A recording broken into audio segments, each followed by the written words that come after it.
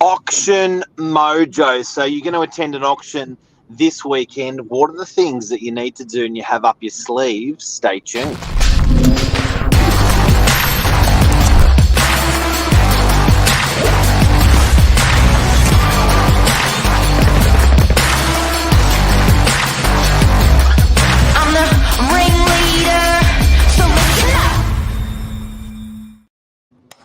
Good morning, Auction Mojo.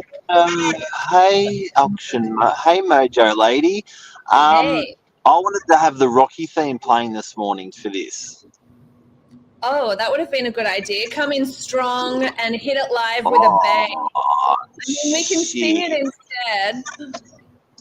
Pumping yourself up for auction. But I've got to admit, I'm still not comfortable with it. I don't think I know we've done it lots, but as a seller, as a buyer, as an agent, it's quite like this is a huge transaction. I think if you look at it internationally, auctions, the way we run auctions, even in America, is foreign. To turn up and buy something on the day, it just doesn't happen in sort of most, if not 95% of the countries in the world. This is a system that's a very good system in Australia, and it's a little bit of an aggro system. So it is nerving. Like you are buying it literally then and there, $500,000, $1 million, 1.5, whatever it may be. That's scary stuff. It really is, and that's why we were both talking and thought it would be so good for anyone thinking to going to auction, whether this weekend, next weekend, or in the future. Break it down to basics, get down to scratch, and figure out how to find your auction mojo and how to go in strong at an auction. I mean, auctions are the best way to figure out the market value of your property. But if you haven't been to one and you haven't been experienced or exposed to that environment, it can be really confronting. It's a big one. So today is going to be what are we doing, Xanth? We're covering it more from the buyer's perspective. From the buyer's side, yeah. We've got a comment. Okay. Tip up. Bronnie, how are you? Bronwyn Clark, lovely lady. Okay, so we're going to an auction. We're going to go through 8 tips this morning. Tip number 1 that I've got is watch a stack of auctions. If you can get to auctions, make it a sport of attending auctions. Very good. You sort of watch the process, see the process. So even great because there's no pressure because you're not buying. So going physically to some auctions is a great idea. Some of the commercial agents have auction houses and they do auctions once or twice a month, and they are blasting through like 20, 30 properties. So keep an eye out on like Auction Works is a company that does a bunch of auctions in their auction house. Go to their auction house and just watch how these guys roll. That's my number 1 tip. In addition to that tip is watching these things on YouTube and watching these things on the agent's social media. So keep an eye out on their Instagrams because it's easy to find on an Instagram. Actually, even if you just use a search bar on Facebook or Instagram, you will be able to watch these agents and agencies and auctioneers perform. Tom Panos often has most of his Saturdays. He has 4, 5, 6 auctions, and he does them live. Watch. That'll give you a level of comfort. Such a good tip to watch them live. If you can't attend in person, to go and do your due diligence that way, just to get a look and feel for it. Watch them online. And I know here at Novak, we use Vic LaRusso a lot for most of our auctions. So if you're planning on attending one of our auctions, check his stuff out and see how he conducts them and what the feel is like for any of the properties that we're sending to auction as well. Big time. Even if you Google Vic LaRusso, he's also a presenter, a traffic. He does the traffic in the morning, so don't get it. He's the same guy, so don't get it mixed up. He's in the chopper doing the traffic. But just write that, and a lot of agents will have his name, auctioneer, and watch those auctions. Yeah, such a good tip. Tip number 2. Where are we at, Mark? Over to you in this one. I would say do your due diligence beforehand, read the contract of sale, see if there are any amendments that you want to make prior to going to auction. So you know what you're buying, you know the property, you know the contract, you know exactly what's entailed with that purchase. So when it comes to crunch time and the hammer's fallen, you know what you're buying. You know exactly everything about that property. Do the paperwork. So building inspection, strata inspection, the agents will generally have these available for you to buy them at a slight discount rather than you buying them off commissioning your own. So because they get a volume discount. So get those reports, read through them. Your lawyer will help you read through them. And that contract that you're going through, ask the agent for a draft contract. They will supply you that draft contract and get the terms and conditions in your favour. So your lawyer or conveyancer will step you through those terms and conditions. They will tell you if there's anything curling in there. 99% of the time there's nothing curling in there, but they'll just add some nice finishing touches to it. Yeah, agreed. Do the due diligence, do your legwork, not only in attending auctions or watching them, but also read through the paperwork. I know there's a lot to read, it can be overwhelming, but that's why you have people, whether it's the real estate agents or your lawyer, conveyancer, solicitor, there to help you. Also, I wouldn't mind, and guys, this is absolutely for free, organise a meeting with your agent. The shit thing about agents is when you don't actually, you either have them on the telephone on a brief telephone call, or you have them at the open house and you're sharing that agent with 20 or 30 other buyers. Feel free to call the agent. This is probably the best advice I can offer on the whole thing. Feel free to call the agent and ask if you could have a meeting with them in relation to an offer.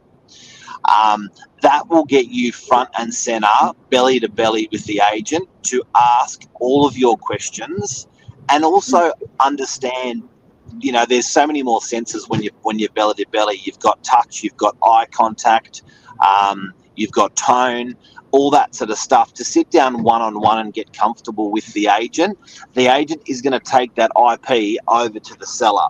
So it's quite nice to get personal. It's belly to belly on the day in an auction environment, a little bit harder, but to get opposite that agent, perhaps try to make an offer prior to auction, costs you nothing. It's a free question. And sitting down with that agent for, you know, whether it's 5, 10, 15, 25 minutes, there's a beautiful thing to that. There's rapport being built. There's the agent understanding what you're trying to achieve with the property, where you're coming from. And he's going to pass all that IP. So it brings a little bit more emotion and empathy to the deal. So I think it's a great idea to have an offer meeting with an agent prior to the auction, just to get a feel of what's happening in the situation. Absolutely, and I couldn't agree more. And, you know, Novak, we're here 24/7, here to help everyone. And why wouldn't you? Like, if a buyer turned up, if a buyer said, "I want to come into the office for and have a meeting with you in relation to my offer," like what? It would be crazy not to take that meeting. Say no, right? You're just going to go, "Yep, great. You know, come on in. Let's sit down. Let's have a chat." And that's where you can have your sets of questions and talk about how you're feeling, what you're doing, where you're, everything. You know, anything that's on your mind. And I do have to say, if you don't ask for help, nobody will give you help. Even in the heat of the auction or prior to the auction, just ask people for help. And I know that's going to be the next one we're going to turn around to, which is going to be, you know, should someone bid on your behalf, a pro or a friend. But asking your lawyer, like, generally, you don't have to be like, I know everything. You can be like, I know nothing, Mr. Lawyer. Can you step me through? I know nothing, Mr. Real Estate Agent. Can you step me through? And if you open your heart, people will open theirs and they will help you. If you close it up and act like you know it all, everyone's like, well, they just know it all. Yeah, I agree. If you don't ask for help, who's going to know that you need help? Get out there, ask the questions. Ask for help, meet with your agent. And then, Mark, you you were segueing into asking for help and getting someone to bid on your behalf. So that's something else that you can do at an auction. Step number 4, you can actually elect someone to be at the auction present. If it's all too confronting and too overwhelming for you, you can have someone there bidding for you over the phone on your behalf. Yep. The agent can bid for you on your phone on behalf. You can normally watch it online digitally and then make a bid through the agent. You've got to have the right paperwork in place, so don't spring it on the agent at the auction. Prior, let them know you're not going to be attending. Yep. You can have a friend attend. Make sure you get the right paperwork in place. The agent will provide you the paperwork. You can have a real estate agent attend on your behalf. If you ask a real estate agent, often they will do it for free. Interesting. I didn't know that, actually. I've just learned something. I would have expected them to receive some kind of a cut, some kind of commission. No. Okay. I've attended countless amounts of auctions on behalf of friends, family, and clients. Again, how can you not help someone? As long as I don't have an open house at that time, I'd love, it's good also IP for the real estate agent. It's good practice for the real estate agent. It's good, the agent understands the process because they've been in those shoes before, so they can assist you. And if the agent wants to understand their local area more, so they turn up, they don't mind coming to the auction. So asking another real estate agent, it can be from that office or another office, not a bad idea. Yeah, very good idea. And then segueing into someone else bidding on your behalf, I think you really need to think about the strategy of your auction. Do you go in with a really strong offer, be front, center, fast and fierce, or do you want to kind of wait around in the lurches and kind of get a feel for the crowd, get a feel for the offers that come in, and then swoop in last minute as a bit of a dark horse? My advice on bidding style at an auction, can I just close off on people attending and bidding on your behalf? You can also pay a buyer's agent to bid on your behalf, a couple grand, and a buyer's agent will bid on your behalf as well. Okay, back to your question. So stop. Me personally, I like consistent. I like unemotional. However that looks to you. So whether your bidding is consistently $1,000 more than whatever the person's bidding ahead of you, or whether that's $5,000 more, or whether that's $25,000 more, what people often do is they give away where they're actually how much pressure they're under by how much they shrink their bidding. So they'll start off with 50,000 bids, and then they'll end up doing $25,000 bids, and then doing 5,000 and 1,000, and they'll be down to $100, $500 bids sometimes. So I just like poker face, whatever that number is, just consistently bidding in that number, unemotional. I think you're not giving away your game. Yeah. And dress the part. If you feel like you will show emotion and you do become too overactive, again, enlist the help of a friend, wear sunnies, wear a hat, I don't know, go in disguise, incognito. Yeah, agents are doing a lot of social media. So if you don't want to be turning up on social media, bidding on a property, wear some sunnies and a cap. Good idea. Yeah.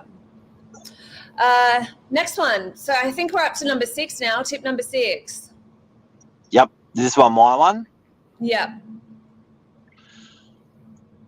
When you are at the auction, don't forget you are expected to pay 10% deposit on the spot, and don't forget there's no cooling off. I know this is obvious to most people, but certainly not to all. You are buying that property on the day. So with that paperwork that we suggested earlier on in the segment, just make sure you're ready to rock and roll. Make sure you got your finance in place. Yes. Right? Make sure you got your legals in place. Make sure you got your check ready. Now, if you don't have a check, there are ways around it. Talk to your real estate agent. There's deposit bonds you can use at an auction. Electronic transfers you can do as well. So just make sure you got that money ready, and you are going to be potentially buying and partying on that day. Yeah, absolutely. Figure out your finances as you're doing part of your legwork. Couldn't agree with you more. Yep. What Can we about? talk about? Can we talk about red? Sorry. Can we talk about when what not to do at an auction? We absolutely can. I love these. Okay, so I want to talk about etiquette and respect in an auction, because sometimes I think it's coming from a nervous point of view. People lash out, or people say things they shouldn't quite say, Yes. and it works against them in an auction. And we've So seen this time and time again. I'll open up saying I think we're up to number 7, Yeah. humble in the jungle. Yeah, absolutely. Don't talk to any other bidders. Just keep to yourself, stick in your lane. There's no need to focus on anybody else and what their plan is. You're going in with your own strategy, your own etiquette, your own plan. Don't piss off anybody else, basically. You know what? There's no reason why you can't just share that moment with you and the auctioneer only. Keep your eye contact with you and the auctioneer only if you're uncomfortable. And I'll couple of stories we'll share with you. Yeah. One,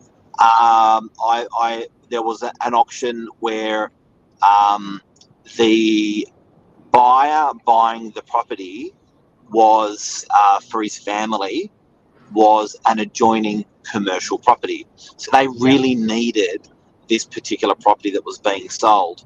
The expectation of the property being sold, they were now double. So from what it was guiding during the campaign, they were now spending double on the property and bidding for it. That's huge. The rent was minuscule, the price was huge, and it's like, man, that's not a good return on your money, but I know why he wants to buy it, because he's the adjoining property. Now, here's where it derailed. Where it derailed was he shouted across the room to the other buyer, why the hell do you want to buy this property? Because he couldn't understand why this person was paying so much, because they didn't have that need or necessity that he had. And it was quite sort of bombastic. He embarrassed the other person who was bidding and forced them to controllably just keep bidding through the roof. Wow, that's crazy. So yeah, I think that all comes down tying into the etiquette, to sticking in your lane and sharing that moment with the auctioneer and yourself. You don't need to share it with the other buyers as well. You've come in with your own game plan, your own strategy. We know to bid consistently, consistent numbers, keep it unemotional, and go from there. Humble in the jungle, before we go, can you share your auction story? Your humble in the jungle auction story. Oh, one of my humble auction stories. Well, I suppose it would have been at an auction sometime last year, actually, and there were 2 bidders, and the underbidder had lashed out and said something to somebody else, saying, "Oh, is that all you've got? Can't you pay in a little bit more?" Just thinking he's a really big guy, big ego. He's got the winning bid at the moment. So his ego's up here, and just as the hammer was about to fall, the other guy swooped in and outbid him. And I spoke to the guy who bought it, and he actually word for word repeated what was said to him by the other bidder. And the words were, what are you going to do about that? And is that all you've got? So that resonated in a really, really sensitive time with that at the time, the underbidder. He said to me, and he had the ability to, like a ultra wealthy cat, had the ability to pay double for the property, and he said he was willing to pay up to 50% more for that property on the back of how embarrassed he was by that person. So guys and girls, when you're in an auction, don't think that you can to be confident that you have to do it by displaying that to the room, by character references, or people's financial ability and stuff. So I think humble in the jungle. Don't embarrass anybody. Yeah. That's a show. I think we've covered so much in the last 15 to 20 minutes. There is a lot to get through, and I hope that we have been able to really pare it back to basics and make people a little bit more comfortable with going to an auction. And on a final note, don't be afraid to start the bidding as well. If you are at an auction, a lot of the time people just stand around being like, what's happening? What's happening? What's happening? You know your finances, you know your budget, get in there and just make a start. Get the ball rolling at least. Just do it. ZANTHANY, thank you very much. Everyone, I hope we helped you today. Feel free to share this show with friends or family they're going to be attending the auction. We certainly do. We always use these segments to share with purchasers that we're talking with in the marketplace to help them. And have a great day, everyone. Have a beautiful day. Thanks, Mark. See you guys. See ya. Thanks, Edge. Bye.